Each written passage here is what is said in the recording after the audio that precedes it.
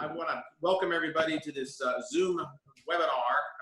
Specifically at the core of today's is the impact of COVID-19 on civics renewal, especially how it relates to some of our major metropolitan areas. I'm Dennis Ross. I have had the fortunate honor of serving in Congress for 8 years and retired at January of 2019. Since I've been a former member of Congress, which is committed to leaving an even greater legacy by our membership of over 600 former members. We have programs, Congress to Campus, Congress to Community, which we strive to educate and deepen people's understandings of increased civic literacy throughout our communities. And we do this through bipartisan debates and civil discussion and promoting civil discourse. I want to thank everybody for being here today, the mayors and Dr. Levin. We're going to launch right into this in just a second. But what I do want to do is just lay the predicate. America has been one of the most resilient nations ever known to man, by far from being perfect in our form of government, but yet by far being the best that we've known. And one thing that has always brought us together has been crises, whether it be following the Civil War, World War II, or most recently 9/11. We as a nation have always seemed to unite. This particular pandemic, this crisis has hit us remarkably harder than we ever thought. The mayors have been on the forefront. And so what I'd like to do today is to turn this over to Dr. Peter Levin, who is a distinguished professor at Tufts University, a renowned author, and have him give a brief introduction, and then we'll go to our mayors, and then we've got some questions from some of our participants. So Dr. Levin. Oh, thanks so much. Thanks for having me. It's an honor to be on here. And I'm the research geek, the professor, the nerd. So I'm just going to show a few facts to get very quickly to get the conversation started, just as food for thought. And it's hard to know what's going on out there in civic life because it always is hard to tell, but especially in a pandemic, people aren't able to actually meet face to face, so you can't track it as easily. But I think there are signs that we're coming together as a people to solve our problems or to address our problems and to help each other. So a few signs. One, before the pandemic started, the CDC says that they were estimating that, regardless of what government did, that if you had a pandemic, you'd have about 50% of people socially distancing. That was kind of their rule of thumb. They didn't know. But the results, Gallup is reporting that about 86% of Americans are at least avoiding large groups, avoiding travel, and avoiding public transportation. So that's a lot higher than expected. And it also, if you put those numbers in the models, you get a lot lower death rate than the CDC was expecting. So I think we're doing that better than the best guess would have had it. Another civic sign that's sort of positive is this group called Hidden Tribes does a regular survey of Americans where they ask a bunch of questions, including simply the question, would you agree we're all in it together? And they're not talking about the pandemic. They're talking about, they ask this regularly. So are we all in it together as Americans? And in the fall of 2018, it was just a little over, 60-some percent, 62% or something like that, said, yeah, we're all in it together, up to 90% now. So I think there's a feeling that we're coming together. So those are my two positive civic signs that I want to throw out there. I think we could also all name, and I think the mayors will, specific initiatives and programs that are attracting a lot of positive attention and doing a good job. More in Common is the group that does the Hidden Tribes survey. This is a little different. I wanted to set up some grounds for concern just so that we can problem solve together. So this is a graph that shows the state of American civic life in the 20th century. And it comes from Robert Putnam's major book, Bowling Alone. And it's showing how many Americans belong to basically the important associations of the 20th century. And it's basically a story of improvement and then decline. That's his thesis. But I wanted to point to two interesting moments. One is there was, of course, a terrible pandemic in 1918, but on a per capita basis, much more deadly than the one we're going through now. People were social distancing, they were wearing masks, and there really isn't any sign of an effect at that point. So a pandemic per se doesn't seem to have to affect our civic life. On the other hand, there's a huge bite out of that graph, starting with the stock market crash in 1929. So, we had a 15-year period when civic life in America really did decline and decline badly. And that's because it has an economic basis. People have to be able to afford to participate, and their associations and groups have to be able to function and have a budget and not go bankrupt. And so I think my worry is much more about the economic impact on civic life than it is about the sort of how we come together. I think our desire to engage will be, if anything, stronger, but our ability to afford it may be problematic. Of course, we certainly don't. I don't mean to imply we're about to hit the Great Depression. We have no idea what the economic situation is going to be. It could be a great recovery this year. I have no idea. But I think an economic contraction is a threat. And then that leaves me with just the last slide. We have room to grow. We know many wonderful people doing good things, but I do believe we start this in a weak position because the civil society that we had built in the 20th century has been declining and hasn't been replaced yet by something really as effective. So this is a graph I like to show from other work, but it shows the three big components of civic life in the 20th century, or three of them: church attendance, union membership, and reading a newspaper. I can explain why I think those are important, but let's just say they're important. So we're in a very deep decline in the last 50 years, 40 years. It used to be that most people were either going to church every week or a member of a union or both, and most people read the newspaper, and those have become really rare activities. So we have to rebuild from that baseline. I would just throw that out for conversation, and I'll subside with that. Thank you, Dr. Levin. In fact, it's very encouraging to see that the individual is doing greater than what is being recommended by the government. But it comes down to our governments, because we have to have faith in our governments. And one of the things I'd like to do is go to our mayors.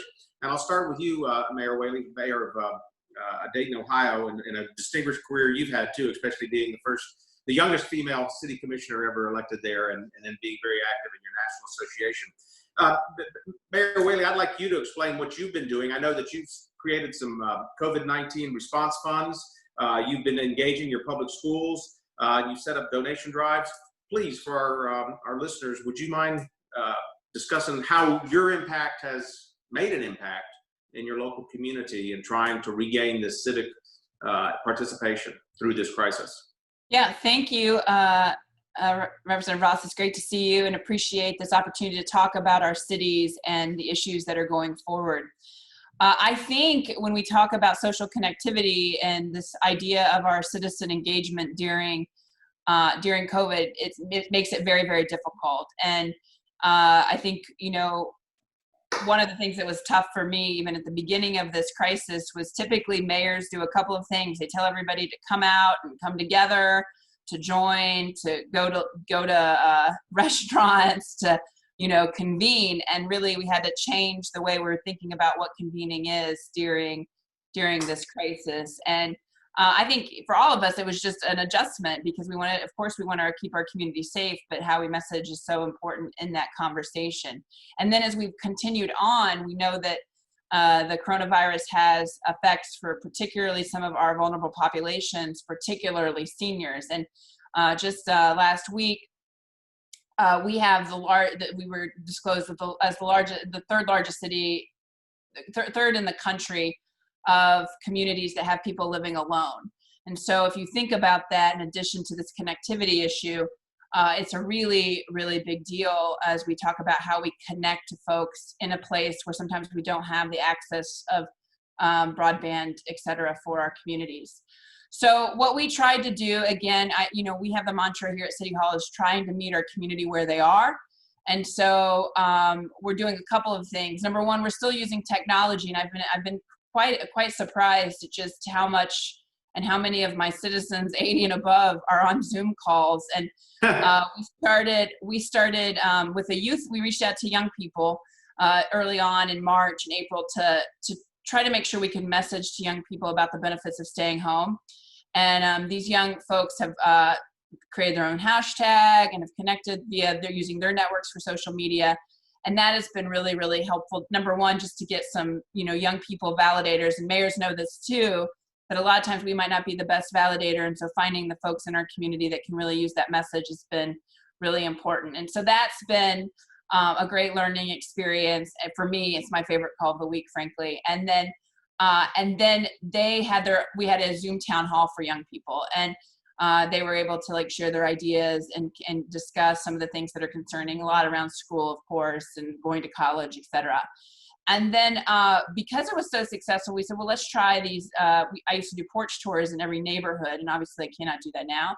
And so we started thinking of ways that we could have, our regular folks that aren't young on these calls. And actually have gotten great attendance from them around the city since we've started them. And then, we've also been doing older technology, particularly for seniors, and focusing in partnership, for example, with groups like the ARP, where we had nearly 5,000 seniors at noon on a call just to talk about coronavirus. So I think what we've been doing to try to make this connectivity happen is we have to be, like everyone, very, very intentional, and then really try to message in different ways. I don't think this is better at all than before. I mean, it is very, very difficult. We're seeing, for example, our census numbers aren't up to par in urban cities, and Dayton is just like that because, most people are face-to-face communicators, but we're trying to use this in different ways just to try to make sure that there's ways to connect. And then also, I think social media has become so incredibly important through this time, and that connectivity to their cities and communities.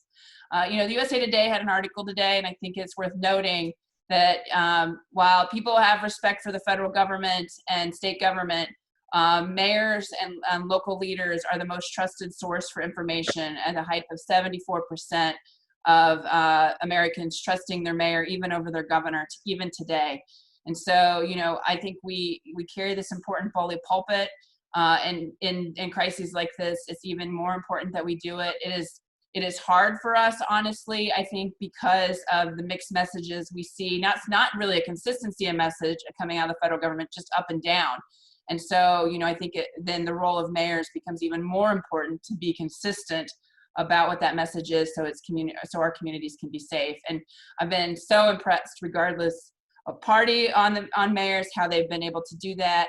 And it is true, I feel closest to my fellow mayors today than ever before because of how we are stealing, connecting, and all in this together too. So it's a pleasure to be here and look forward to the questions. Thank you, Mayor Whaley. And Mayor Suarez. Mayor Suarez, of course, from the city of Miami, and it's a pleasure to have you on here as well. It's interesting because prior to this pandemic, there was so much emphasis, especially in your agenda, for transportation projects, for economic development projects, and this has just thrown a curve that nobody saw coming, or at least we weren't prepared when it arrived. And Dr. Levin talks about that second part about, well, people are doing better than what they're being recommended to do, but we may not be financially capable of allowing them to do it. And some of the things you've done in Miami have been pretty impressive with your rent controls, utility controls. Would you explain to our participants how Miami, under your leadership, has taken a reaction in trying to maintain a sense of civic involvement, but also making sure that there's economic opportunities for your citizenry as well? Thank you, Congressman. It's an honor and a privilege to be here with Mayor Whaley and Mayor Walsh, two good friends. As Mayor Whaley was saying, we are banded together and probably closer than ever. And we talk constantly, whether it's one-on-one or whether it's through forums like this. We're constantly communicating with each other, best practices and best ideas to help move our city forward. To put, one example that you sort of gave at the introduction was, we just had a terrible rain the last couple of days. And so we have, we've been so focused on coronavirus that, we have a $200 million resiliency program that we're trying to implement to deal with, sea level rise, to deal with climate change and all the different things that impact us on a regular basis. And so this was a stark reminder that, hey, you're just begun hurricane season, and as we're dealing with this pandemic, Mother Nature reminds us that we have another natural phenomenon that we have to deal with. But we did a variety of things throughout this pandemic to try to maintain social engagement and try to keep people afloat economically. And we call it the Stand Up Miami plan. And what we did was there were three particular CDBG programs that we worked on. One of them was a rent subsidy program. We basically did $2 million of rent subsidy for any person that was eligible. They could get up to $1,500 in rent or utility payments. We also had a micro enterprise grant program, which is for businesses with 5 employees or less, and a loan forgiveness program for small businesses to try to keep our small businesses that didn't get PPP loans. This is sort of for the people who fell through the cracks, right, of the federal PPP process or through unemployment. And we're just trying to bridge the gap between today and a safe reopening. And so that's part of what we've been doing. I agree with Mayor Whaley that it'd be great to be able to chart where we were before in terms of Zoom meetings. We probably had 5% of our meetings or less were probably Zoom meetings, and now 95% of our meetings are Zoom meetings. So that ubiquitous free technology is something that has permeated every single part of community engagement. What's interesting with this phenomenon is people have gotten closer to their own families as they've not been able to work, have been cut back or whatever. The first thing you've had to do and stay home, of course, is integrate with your own family, which has been an interesting, for me, marvelous, but maybe for some, it's not so interesting phenomenon. But the second part is how communities have remained engaged through technological platforms. And particularly, we see 2 things in Miami. One of them, obviously, is the Zoom birthday parties or the Zoom, sort of Zoom, regular Zoom chats, and you stay in touch that way. And the second thing we've seen is in Miami, we have like caravans for birthdays. And so to respect social distancing, people come in cars and they caravan, which is really neat. But I think what's incredible about our society is its ingenuity. I agree with Dr. Levin's graph that shows that the adherence rate was significantly higher than what people thought. And I think now what's tricky, I guess, if you will, is as we come out, I've always thought going up was easier for us than coming out of it. Going up has been easier because everything that we do essentially affects everybody equally. When we shut down non-essential businesses, that has affected everybody equally. But now we're sort of parsing through with these phase 1s, phase 2s, and phase 3s. And you get a lot of businesses, hey, why can't we be open? You know what I mean? We're just as safe as this other business. And so it's tricky. And then, of course, every time you see an official at any level say, hey, we're opening, there is a sense of relaxation that is worrisome. I think for all of us, it's nerve-wracking. You know, people ask me, well, how was it that first week when phase 1 began? I said, it was nerve-wracking for me. I would go out to places and see the congregation of people, and I'm not worried about myself. I get nervous and nervous about, a second wave and having to re-implement some of the things that we had to implement, which were so difficult. Thank you, Mayor Suarez. Mayor Marty Walsh from Boston, where former Speaker Tip O'Neill coined the phrase that all politics are local. And you all as mayors live it daily, nightly probably as well, 24/7. Speaking of resiliency funds, I know that Boston has created a resiliency fund. I think you had a $10 million goal and have exceeded that at $30 million, again, showing a great deal of support from your local communities. But it takes leadership. And if you would just tell us how your leadership has impacted your Boston community, why you think your resiliency fund has done as well as it has, and also touch on, if you wouldn't mind, the census, as Mayor Whaley had pointed out, because so much depends on federal appropriations that is resting on a proper census count, and that impacts our local communities so significantly. Well, first of all, thank you for the opportunity. It's great to be with my colleagues, Nan and Francis. Great to see you guys, and thank you. And Doctor, your slide is actually the last one really hit me.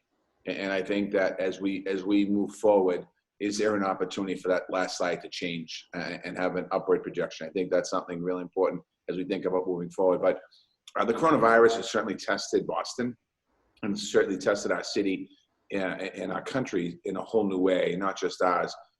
Throughout the ordeal, I've had two personally very strong reactions. One is grief for the people we've lost and not be able to be able to comfort those folks.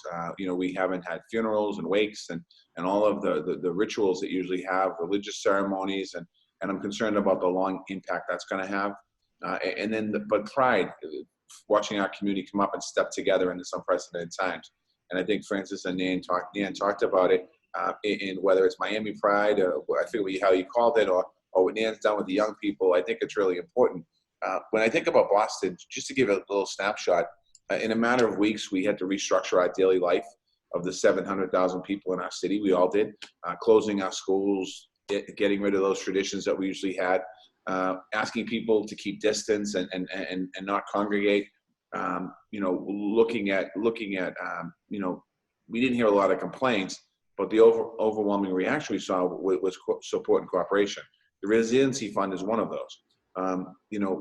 Literally, I had a couple businessmen, Jack Connors and Jeff Leiden, came to me, and they wanted to create a fund like they did when the Boston Marathon bombing happened, the One Boston Fund. And we set it up, and within 72 hours, we had raised $10 million. And those are from the big donors. And then when it went out publicly, we've raised $30.8 million from 6,000 different donors. And it shows that there truly is compassion out there for people. And in this particular case, where with the marathon impacted, 4 families that day, or 4 families within that week that lost their loved ones to death, and then a year later, another police officer. And there were hundreds of people that were hurt, but the greater majority was not part of, other than being a witness. In this particular case with the coronavirus, everyone is living through it. It's impacting every single family. But to see that type of support and love and compassion and cooperation that's out there was really amazing to see. This fund's been able to help us support our meal sites around the city of Boston.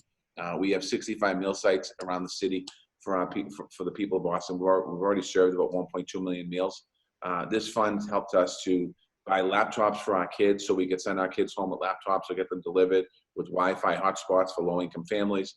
It's helped us create over 1,000 new shelter beds. It's helped our restaurant industry shift from takeout to delivery. So all of this, the fund and other things that we'll be able to do have been able to collectively work together. I think that for me, a couple things I'm curious about is as we come out of coronavirus and as we start to reopen, obviously our job is going to be to stop the spread of the virus from happening and keeping the spread down.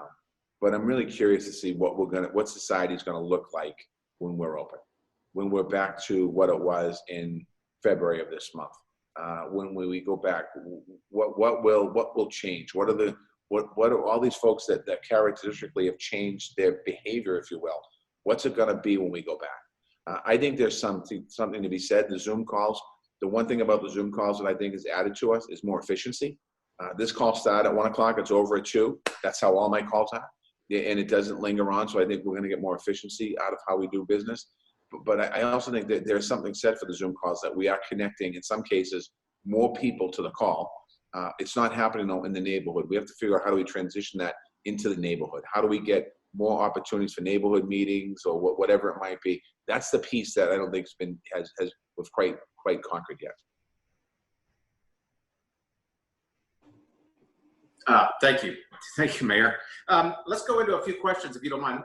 And one of the things I would like to raise is we have a question from a team at the CDC, the Blueprint team, that was kind of follows up on what you just mentioned, Mayor Walsh, is how we're going to live our lives hereafter, and what will it be like? What would you say would be the one large unifying, or maybe more unifying idea that would have a wide cross-partisan appeal and help communities come out of the pandemic stronger and more resilient? I mean, after 9/11, there was a strong sense of patriotism. This one is a little bit different because it's a constant daily reminder that we're in this together by way of Zoom calls, by way of learning to be more efficient. Would any of you want to comment on what you think may be a unifying factor that may help us keep this resurgence of civic renewal on the rise? Let me try and tackle that. I don't know if I'm going to answer the question that you directly asked me, but this virus has impacted everybody across the board, from big business folks to industry workers. I think that people hopefully they see and they'll understand the need for each other. So let me give you a better example. I use the hotel industry. You have large hotel owners and operators that own hotels that prior to shutting everything down, they were able to self-isolate and self-contain themselves in their home while still seeing a restaurant running. Because the frontline workers, whether it was maintenance workers or the housekeepers, what have you, had to go to work every day. When everything got shut down, those housekeepers went home, and the challenges they have economically are still there, and they're big challenges. And the hotel workers, the hotel owners stayed home, and they realized that the economy feeds off each other. I'm hoping one of the things that comes out of this is a respect for lower wage workers, is a respect for communities of color and lower wage workers all across America that understand the importance that they have to our economy. Because in Boston, what we've kept open, quite honestly, at least from a city standpoint, our public safety, obviously, police, fire, EMS stayed open. But we have, when I talk about serving 1.2 million meals, those are our food service people. There's some of the lowest paid people that we have in the city. They're our workers. Our grocery store workers are our frontline workers in this case. They're still out there. Our custodians are our frontline workers that have to clean down these spaces. And I hope that when we get out of this, I hope there's a better appreciation for that and an understanding that when we have a conversation about the minimum wage, $15 an hour, we stop rolling our eyes at the $15 an hour minimum wage and understand and recognize that that's far too low, that there has to be an opportunity for us to be able to lift people up. I think it goes back to the doctors. If you go back to the graph that he had, I didn't see it on there, but I'm sure he has it. If you look at the wages also from 1900 to 2020, the wages kind of went from 1900, peaked up in the 30s and 40s. The Great Depression came. They went back up again. And then in the 50s, 60s, that line just a steady drop. And I think that correlation has a lot to do with how do we come out of this. So not just by getting more people civically engaged, whether it's reading newspapers or joining unions or what have you, but it's also about recognizing the fact that the importance of our frontline workers, they're actually essential workers. And I think that mindset has to change. And I think that's what I hope kind of comes out of this. I don't know if that answers the question you asked me, but that's the answer. So. I'd like to tag on what Marty said. I think that's that's the hopeful, optimistic, what we hope comes. And I think it's been very interesting listening to people from different parts of the country and how optimistic or pessimistic they are. I would add there's serious issues, most for frontline workers who are typically low wage, but then also this issue around women in the workforce. And right now, I think one of the frustrating parts that I've seen through COVID is that we know that women mostly, for the most part, are the ones that provide childcare and take care of their children. And because that's not seen even as a frontline work, there's really tough choices going on right now in homes about women working. And this can go two ways, basically, about whether or not we value this work or if we don't. And I think it's a jump ball right now on whether or not this is going to be valued or not. But I think it has at least awakened people, like Marty said, to say, oh yeah, grocery store workers are really, really important. And oh yeah, this is kind of dangerous. We need to make sure that they're paid well because they're having such challenges. So I think that is that I hope that we pay attention to this. I'm concerned, particularly on the child care front, that I'm not seeing that. And it depends on the day. Some days I think, oh yes, this will change and this will be something good. But other times I worry that it's just, oh well, figure it out, family, and you're on your own. And I think that is a big concern moving forward. Thank you.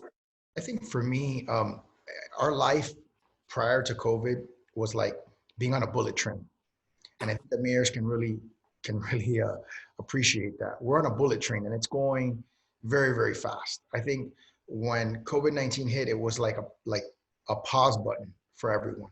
And in a weird way, we kind of like got in a time machine and went back to like the 1950s or the 1960s where, people would work more reasonable hours. They would spend more time with their families. And I'm hopeful that coming out of this, what Mayor Walsh and Mayor Whaley said about respecting kinds of workers is incredibly important. because we've redefined what a frontline worker is, what an essential worker is. But I think also this, I don't know, let me see how I explain this. Not this obsession with wanting more and needing more in terms of a desire to always want to make more money and do more, and maybe a refocus on what's truly important in your life and in one's life. And I think, you know, there's no doubt that people have been devastated economically by this.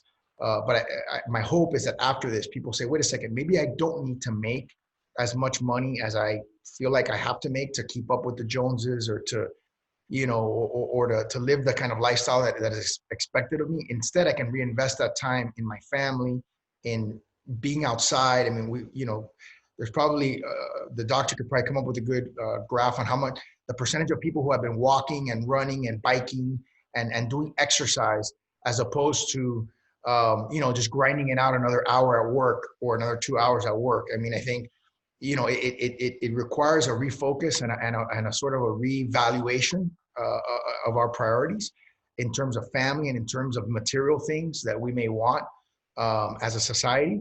But I think my hope is that as we come out of this, people start to kind of maybe take a second look at their life and say, you know what, maybe I don't need all these things. Maybe I'd rather have instead more time with my family, more time with my friends, more time outdoors. Wow. And less time necessarily having to hyper produce all the time. That's powerful. Dr. Levin. Oh, just two quick thoughts. These are great comments from the mayors. I wanted to pick up on Mayor Walsh, of course, who's a great leader in our community and a leader for Tufts. We are in Boston in part, and I really mean that. We really respect and admire Mayor Walsh. But the theme of work, I just wanted to build on. It's very important to recognize the disproportionate amount of work some people are doing right now. And I'm deeply moved by that. I also think we want to have a kind of a broad work theme where we understand our whole society is working to rebuild this country after the pandemic. And so trying to give as many people a sense that they are part of the work of rebuilding, that will help. That's sort of a direct answer to your question about what's the framework for bringing us together. It's a framework of we need to work together to make this country, to put this country back on its feet again. That was one thought I had. The other one was, so it's a broad work theme is my thought. The other is the kind of the difficult conversations theme. Mayor Whaley brought up the gender disparity. I think we're seeing all these complicated, difficult issues around us, you know, in micro ways and macro ways. In your workforce, who's suddenly working a lot harder than they usually are, and who's not working as hard as other people because of home care and child care and sick families and members. My wife's a elementary school teacher in a public school system in the Boston Metro, and you know, she and her fellow colleagues are just talking constantly about how do we serve little kids, 5-year-olds, 6-year-olds, somehow well and equitably. And I just think we need to have this conversation well. You know, right. It's hard to do in the middle of a pandemic, so it's a longer term goal, but we don't have a great conversation as American people right now about these kinds of issues. We don't bring people who are different together very well. We don't have a thoughtful conversation. So, for example, all these teachers right now, I think, are struggling with issues about which kids to serve pretty much on their own. I'm not sure that they're really part of a broader conversation about how we do a good job serving our kids. They're wrestling with very challenging ethical questions on a minute by minute basis without a sense that they're part of a broader conversation. I mean, this webinar is a nice example, but the more we can do to have an inclusive conversation about the difficult challenges we face, the better off we'll be. And I appreciate that, Dr. Levin. I think that's what we're starting to see when it comes to technology. We're using all the Zoom and all these features, but what about those that don't have access to that type of infrastructure? I think we're realizing that the resources, especially in our communities, are weak in terms of the things that we really need to get through this crisis, and it's going to require more effort and more emphasis. And one of the things I want to point out is, first of all, I appreciate the questions that we're receiving, and we probably won't be able to get to all of them. I know we won't be able to get to all of them, but the one common theme that I've just recognized that I really appreciate, because it dovetails with a question that we received from Dr. Harry Boyd, who is a senior scholar in public work philosophy at Augsburg University, and he says the heroic and dedicated workers, healthcare workers, bus drivers, janitors, grocery workers, and many others have all given America a civics lesson on how true citizenship can be expressed through work, not simply voting and volunteering.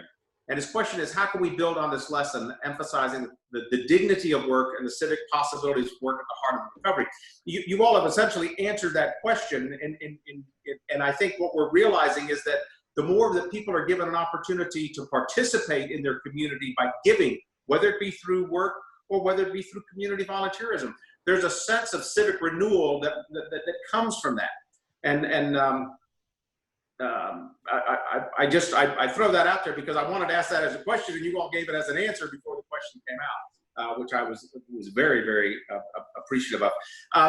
Let me ask you all this question. We rely on you because you're the most close to our citizenry. You're the local government, and we look to government for everything. But as we respond to this pandemic, there are more participants that we need. We see the individuals participating, like Dr. Levin has pointed out in his studies. We see what you all are doing through your resiliency funds, through utilizing your dormitories for first responders to quarantine. But there are other participants we need. Would any of you be willing to comment on other entities, whether it be the educational entities, the nonprofit entities, corporate America? You know, civic renewal is not the responsibility of just our local government. It needs help, and it needs help from these entities. And, you know, Mayor Walsh, you talked about how you all came back in your resiliency fund locally and then nationally.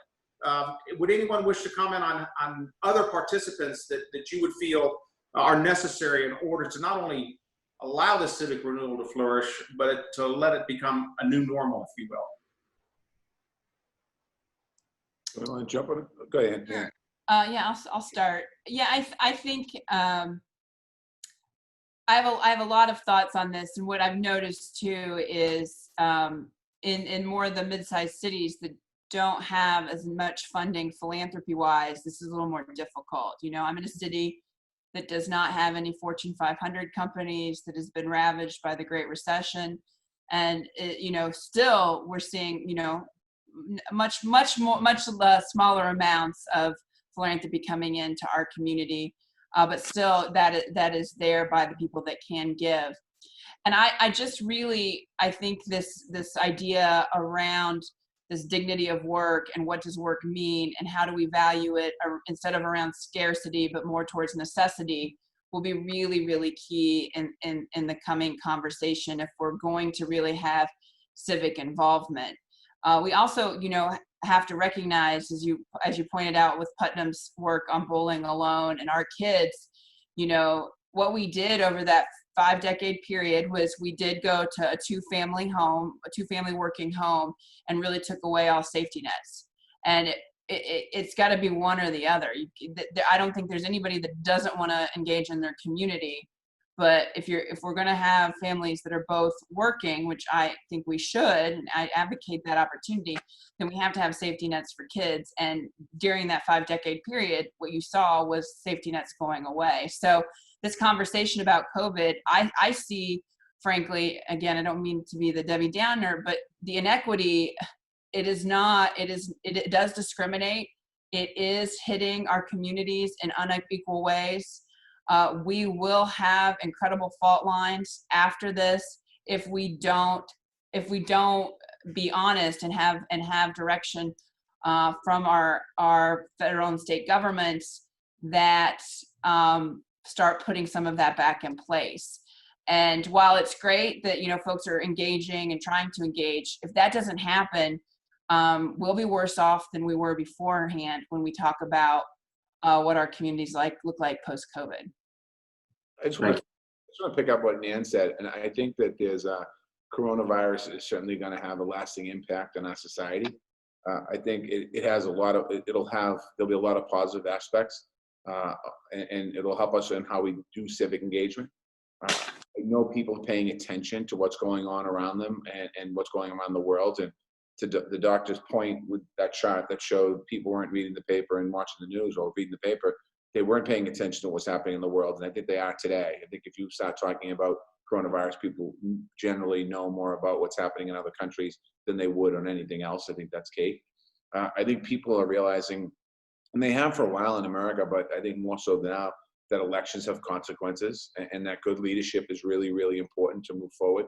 and they understand that. I think that's why the people look to mayors. I think Francis said this, and Nan says this all the time, and we all hear it all the time, that they're looking to cities and their leaders in their cities for the accurate information because of the noise that's going on sometimes, not necessarily here in Massachusetts, but other states fighting, mayors disagreeing with governors, and the president saying one thing and then doing something else. So all of that, leadership definitely is vitally important.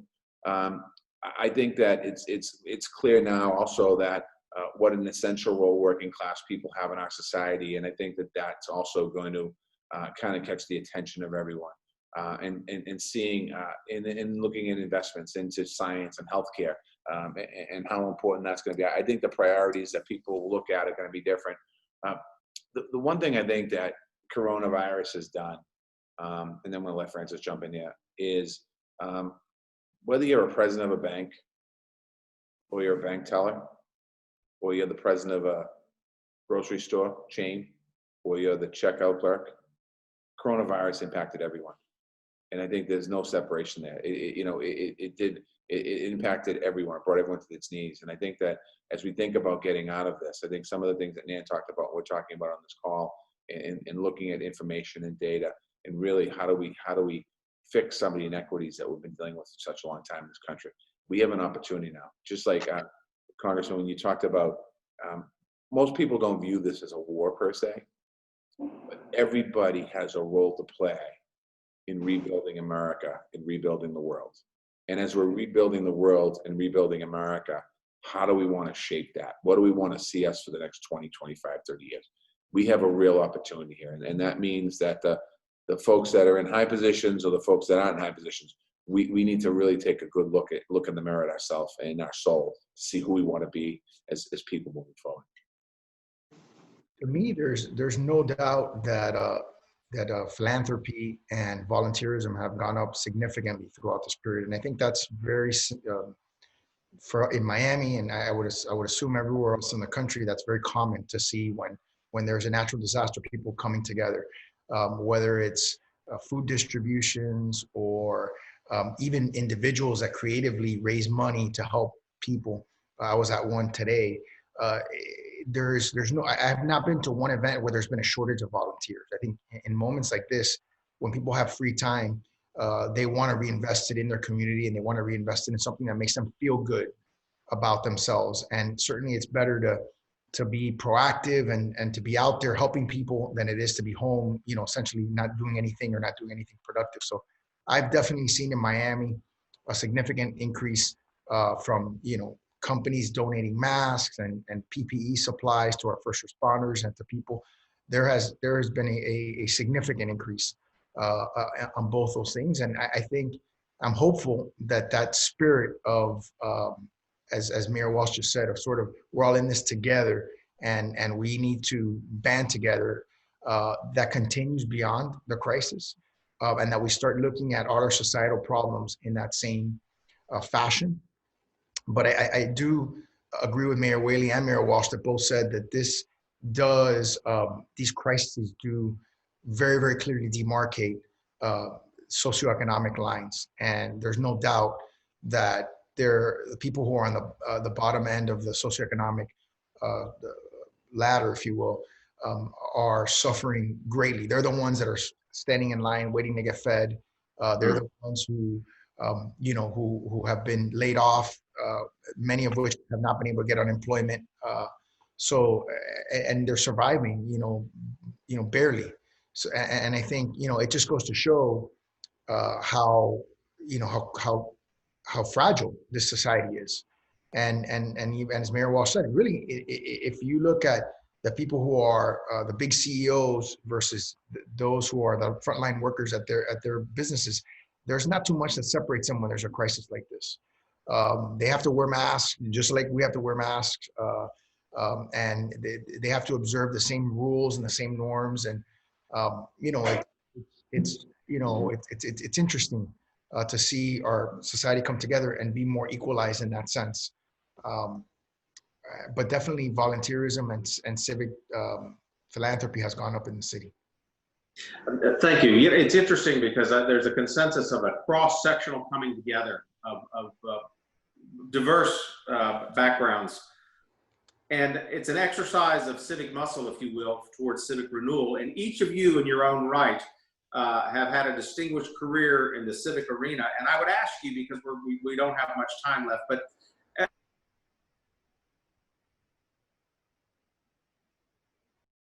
civic process. It's evidenced by where you are today. There are people out there that are being hit by this pandemic that never gave a thought about the civic process or what their government or their community can do for them. What advice would you give to someone that may have been motivating for you to do what you've done to become the leader of a great community and to provide that leadership at a time that you most likely never saw this coming? Mayor Whaley, we'll start with you.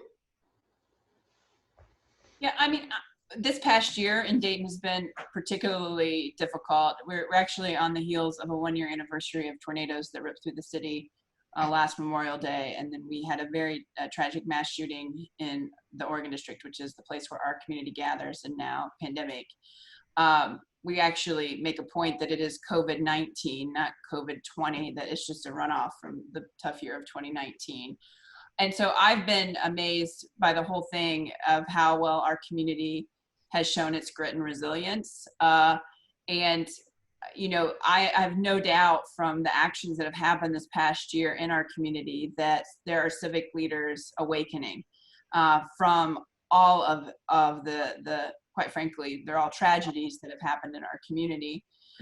And in a strange way, the disasters of last year prepared us for this very long change of kind of disaster that we're seeing today. So I think we always see that in our communities when we have incredible pain that comes through.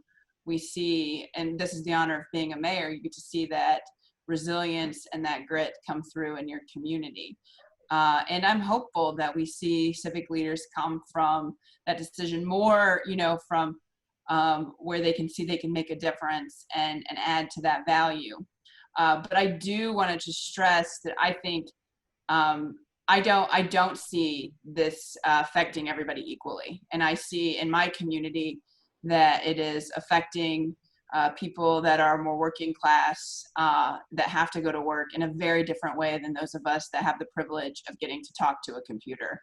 And I think that that is a really big issue and will have significant fallout post-COVID. And for us to pretend that that's not there, I think we do that at our own peril and our own risk. Mayor Whaley, thank you. That was exceptional. Mayor Suarez, any advice for those out there that, especially future leaders?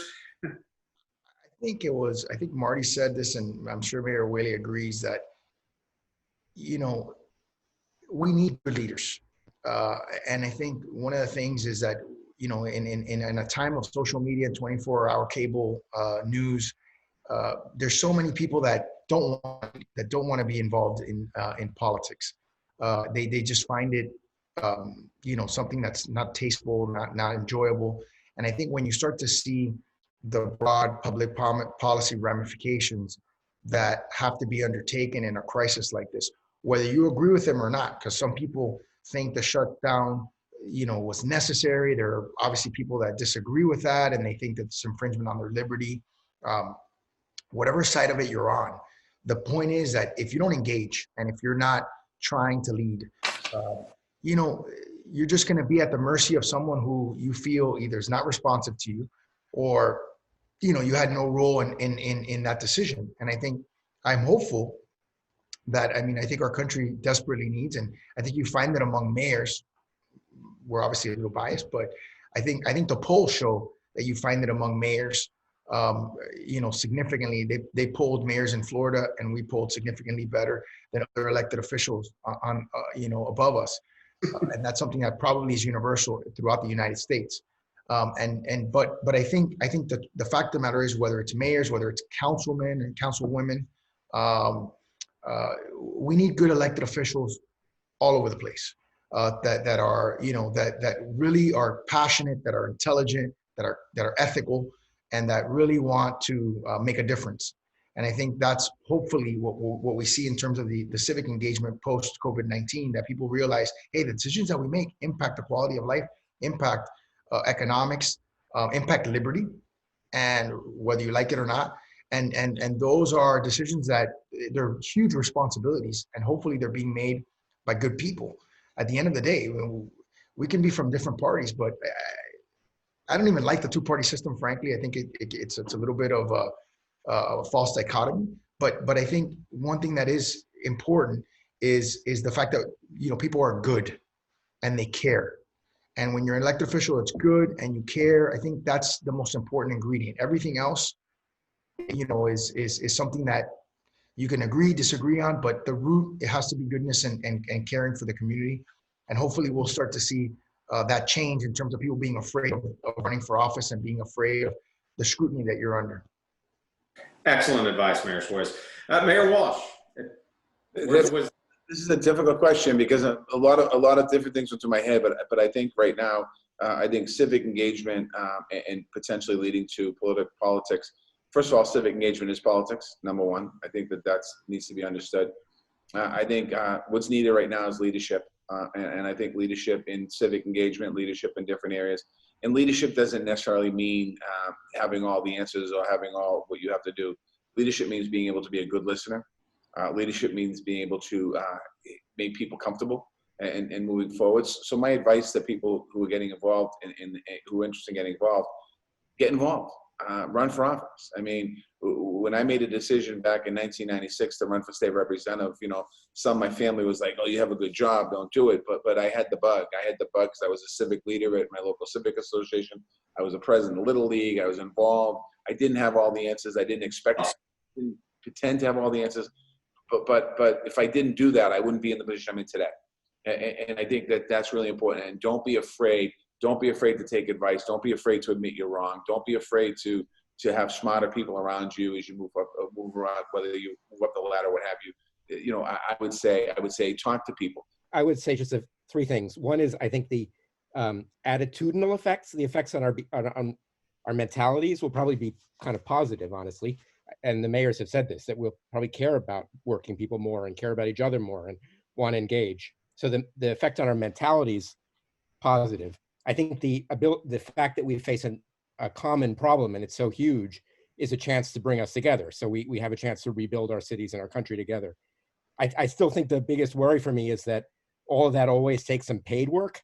I mean, it takes, newspapers exist because people want the news, but also because somebody can pay for reporters, and volunteer programs exist because somebody pays for the volunteer coordinator and the payroll people and stuff. And so and there's also small business, which is a bedrock of civil society. So the barbershop, the local coffee shop. So I am worried that if we see a wave of bankruptcies, it will take us a while to recover civically. So I would also put my attention as a policymaker, not that I am one, into trying to keep these organizations alive long enough that they can prosper. Dr. Levin, thank you. I want to, on behalf of the former members of Congress organization, extend a very wholehearted thank you to our panelists, Mayor Suarez, Mayor Whaley, and Mayor Walsh, for your time. I know it's critical, and I'm grateful that you gave us this time. We look forward to going further from here. And I think positively that we as a nation will be better off because of your leadership and other leaders out there who feel the same way about renewing civic involvement in this country. Thanks for participating, and we look forward to seeing a better nation. Thank you. Thank you. Bye, Marty. Bye, Francis. Bye, guys. Take care.